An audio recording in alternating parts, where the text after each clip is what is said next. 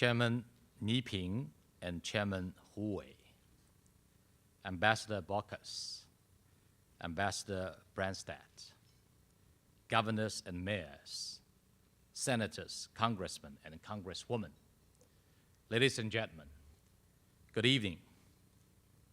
It is a great pleasure to be in Chicago, the hub of the United States, to join friends old and new in exploring the right way forward for China and the United States.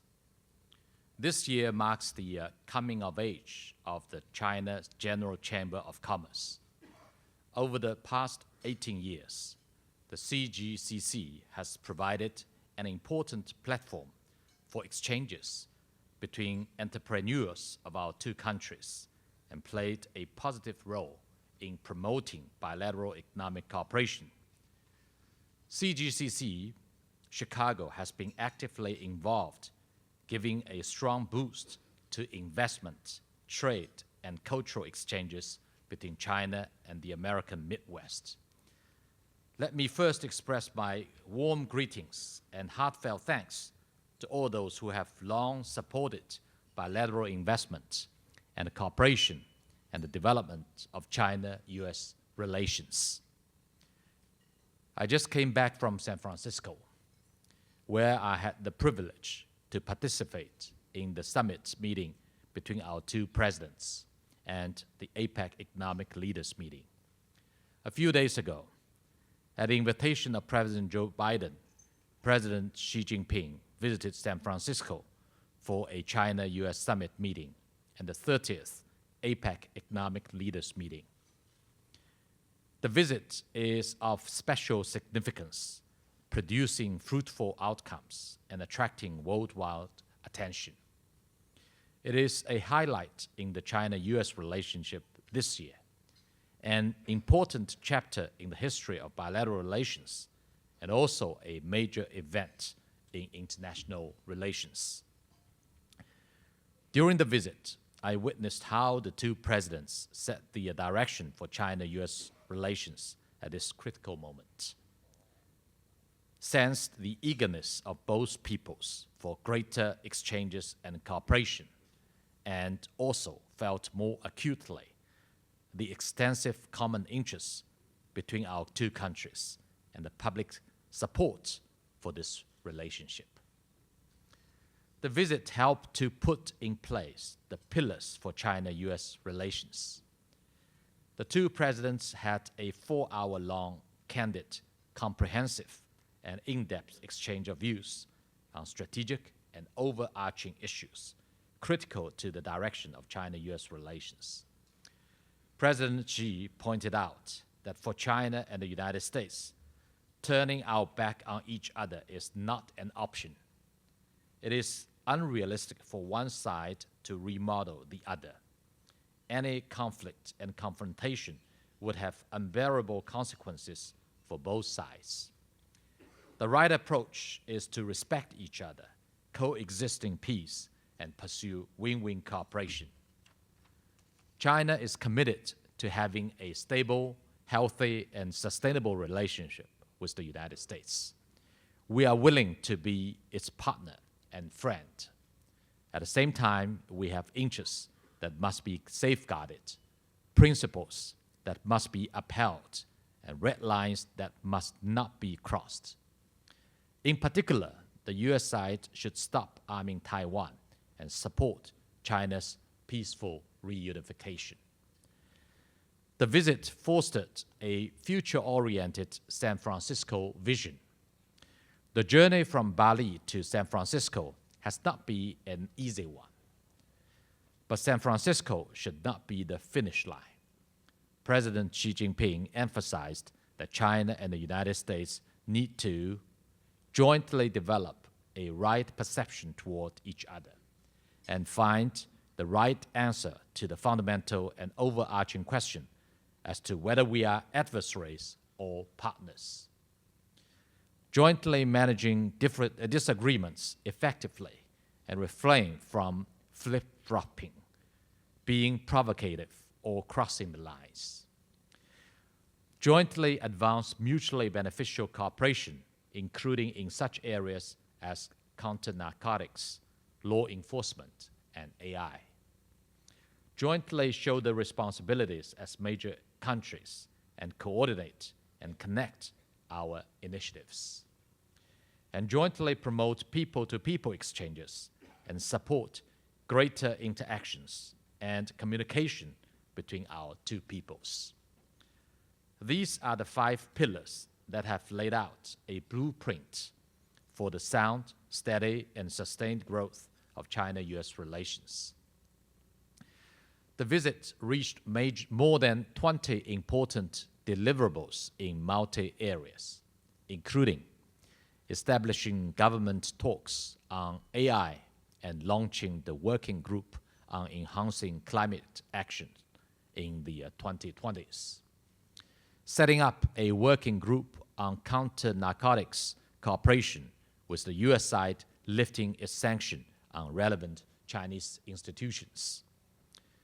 Agreeing to work toward a significant further increase in scheduled passenger flights early next year, and expanding cultural, sports, youth, and business exchanges.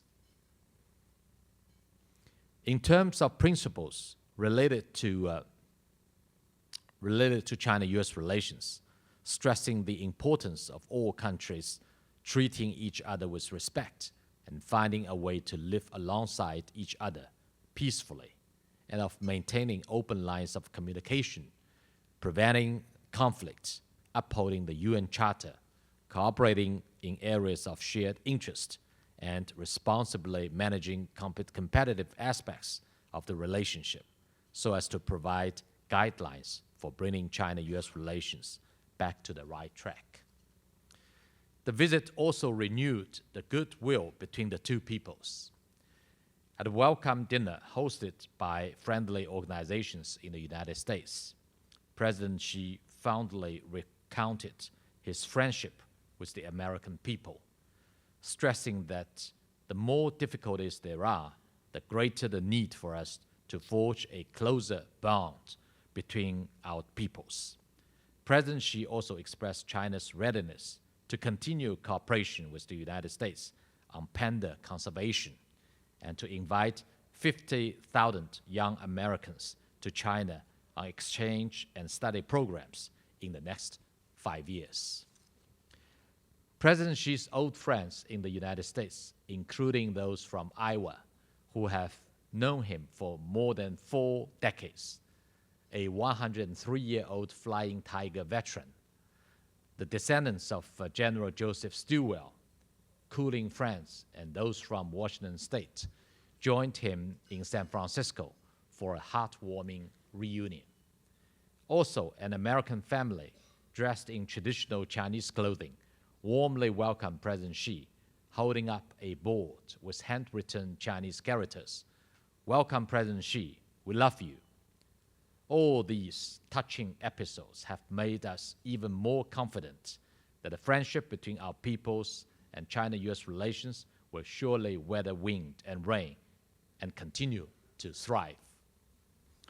Dear friends, we are living in a time of changes and chaos. When challenges abound, the crisis in Ukraine is lingering on. The Middle East is again engulfed in conflicts. The recovery of the world economy remains sluggish, and global production and supply chains are facing new disruptions. China-US cooperation is indispensable for both developing bilateral relations and creating a better future for the whole world. China-US relationship has never been smooth sailing, and we are still facing many difficulties and challenges. The theme of this annual gala, "Let's Move Forward," reflects the readiness of both sides to implement our President's important common understandings, and also our aspiration to embark on a new journey from San Francisco onward. The two sides need to rise to the challenges and act on the important common understandings reached in San Francisco. To do anything, attitude comes first, action is the key, and the real effect is what really matters. At the summit meeting, President Biden noted that a stable and growing China is good for the United States and the whole world, and reiterated that the United States does not support Taiwan independence, does not seek a new Cold War, and does not seek to contain or suppress China's development or to decouple from China.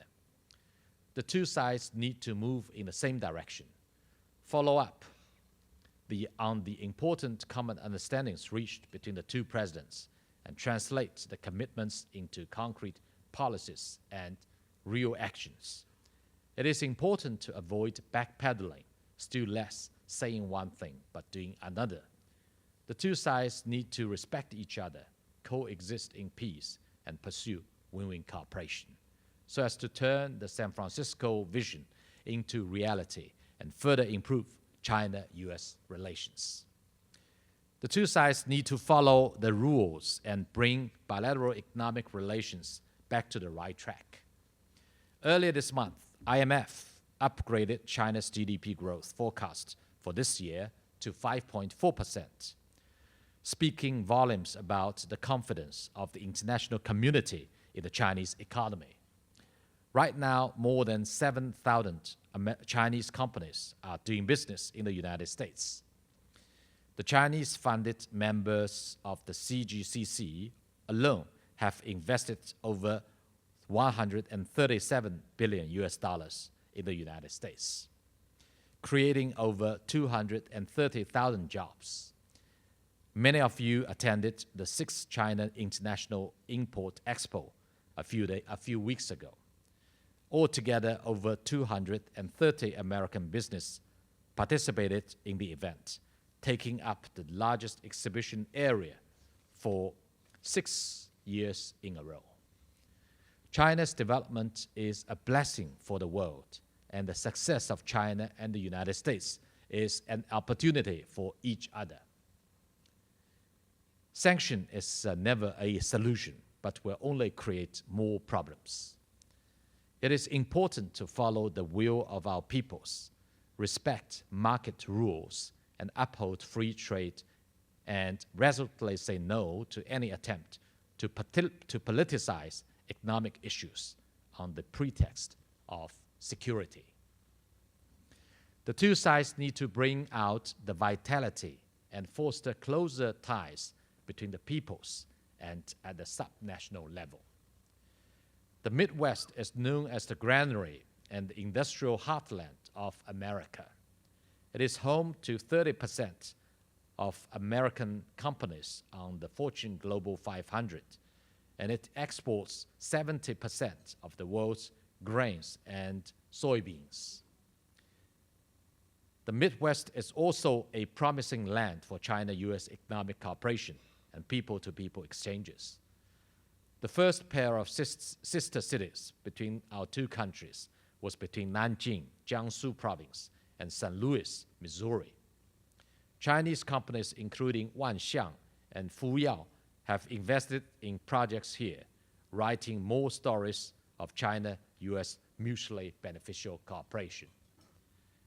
It is hoped that the US side will provide a fair, just, and non-discriminatory environment for Chinese companies, and I count on CGCC Chicago to continue building bridges and providing solutions for its members, pool the strength of our two peoples, and make the pie of win-win cooperation bigger, so as to inject more stability into China-US relations and positive energy into the world.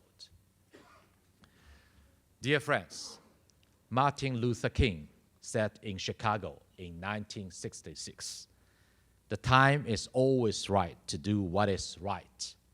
Let's embark on a new journey starting from San Francisco, move forward with no delay, and jointly usher in a better future for China-US relations and our two peoples."